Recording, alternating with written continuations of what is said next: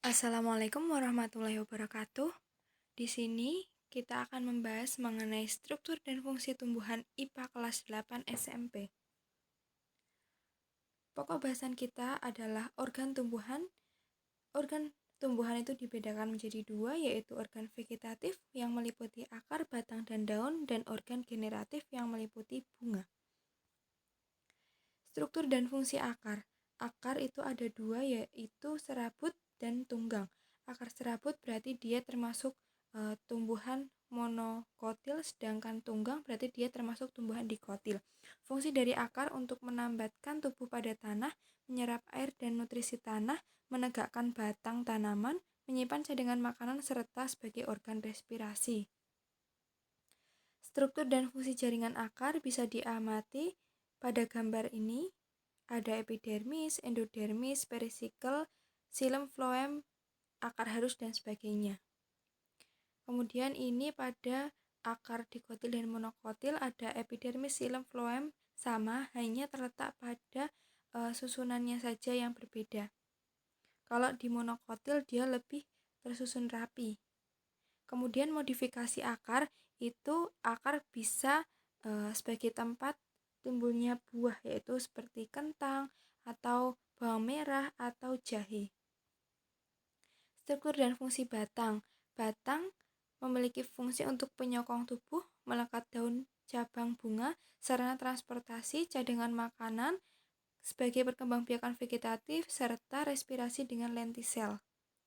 Struktur dan fungsi daun itu kurang lebih seperti itu, dan fungsinya sebagai tempat fotosintesis, respirasi, transpirasi, reproduksi vegetatif daun. Kemudian struktur dan fungsi jaringannya seperti ini, ada jaringan palisade, ada jaringan spons, kemudian ada stomata, dan sebagainya.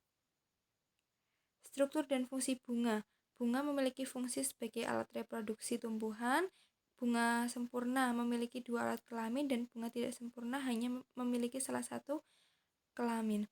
Kemudian bagiannya itu meliputi mahkota, kelopak, dasar bunga, tangkai bunga, bakal biji, kepala sari, benang sari, dan sebagainya.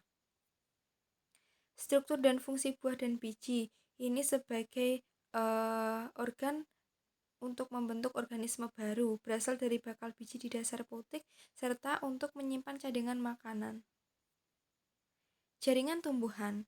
Jaringan tumbuhan itu ada dua jenis secara umum, yaitu meristem yang selalu aktif membelah dan jaringan dewasa yang sudah mengalami diferensiasi berdasarkan bentuk dan fungsinya.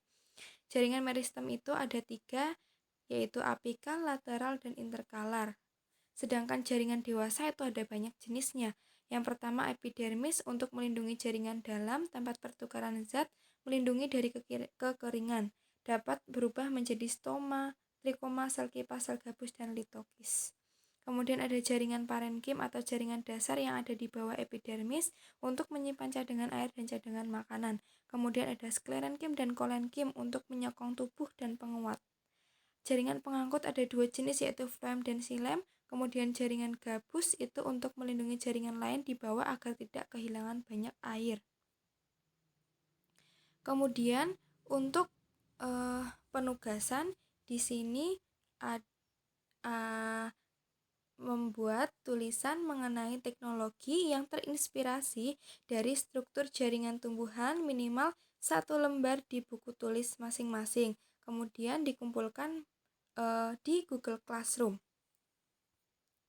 Terima kasih.